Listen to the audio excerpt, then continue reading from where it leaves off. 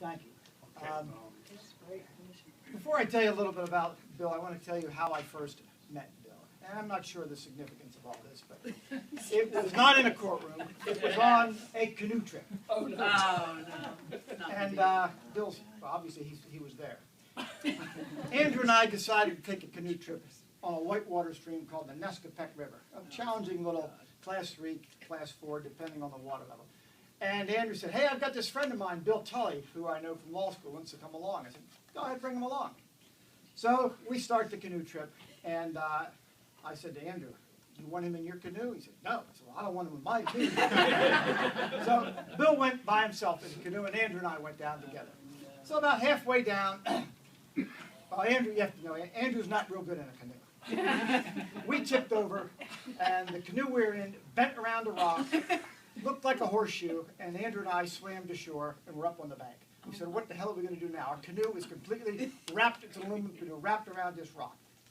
So we're looking, and upstream comes Bill Tully, looking down in his canoe by himself.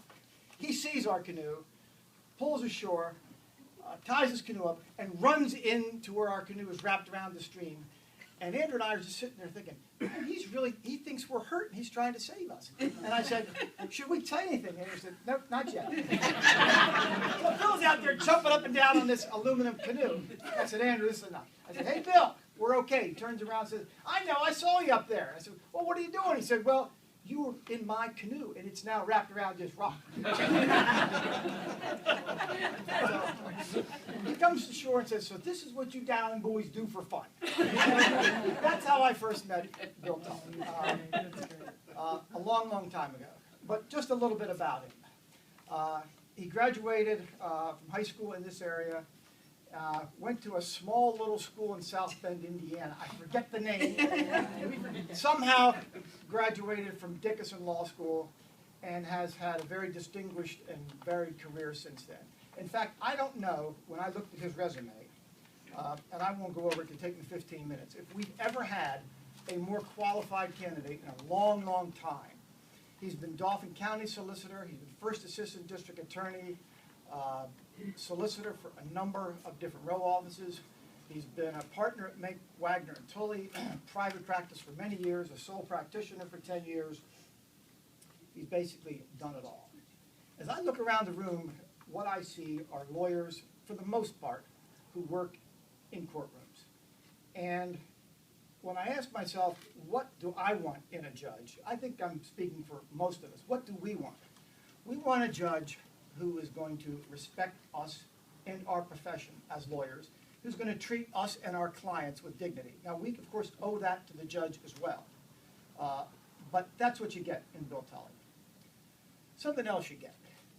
He understands that private practice, most of us here are in private practice, is not that easy. It's not as easy as clicking your fingers and have witnesses walk from the back of the courtroom to the witness stand. It's not that easy getting experts to testify. There's just a lot of problems that you may not know if you haven't been there and haven't been in private practice.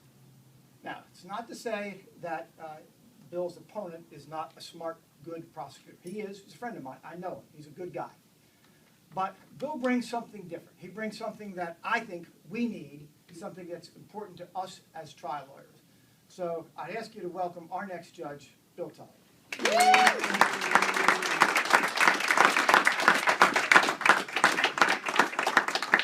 Oh, no, this is kind of overwhelming. I'm not sure what's more impressive, having an attorney of the distinction of Dave Dowling to make the introduction, being the son of a fine judge and a brother of a current fine judge, or to have Congressman Geekus here, who, I don't know, has exemplified not only the practice of law, but the process of lawmaking.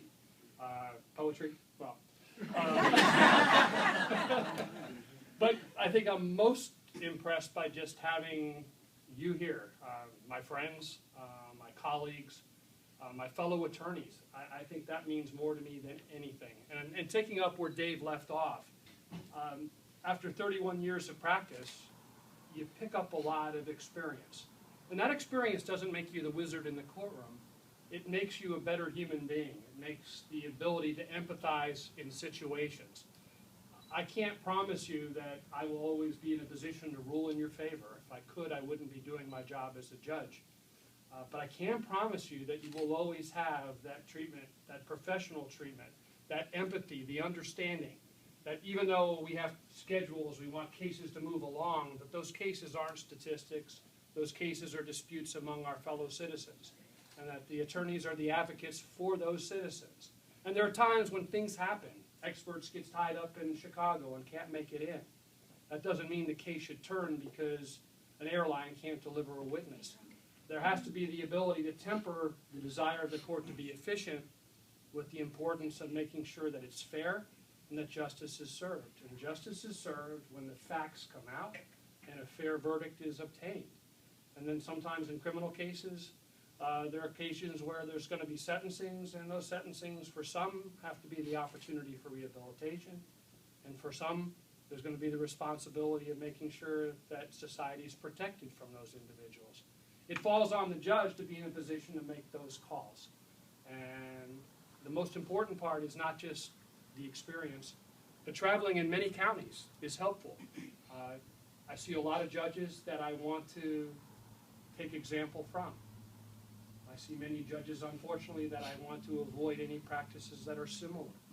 But I promise you I'll do my best to be the best judge that I can, to be that fair judge, to be the judge that understands what it is to be an advocate in court, to be the judge that understands that lawyers don't all stay on the second floor or across the street in a public taxpayer-funded office that has the ability, as Dave said, to click a finger and have the witnesses miraculously appear. That there is a lot of work that goes in. And the attorneys that are in private practice are the ones that are the entrepreneurs, the ones that support employees, make payroll, that all that has to be taken into consideration. There has to be that even playing field. I promise you I will do my best to do that. And in the words of Abraham Lincoln, I'll do my best to do justice for all. Thank you very much. And thank you.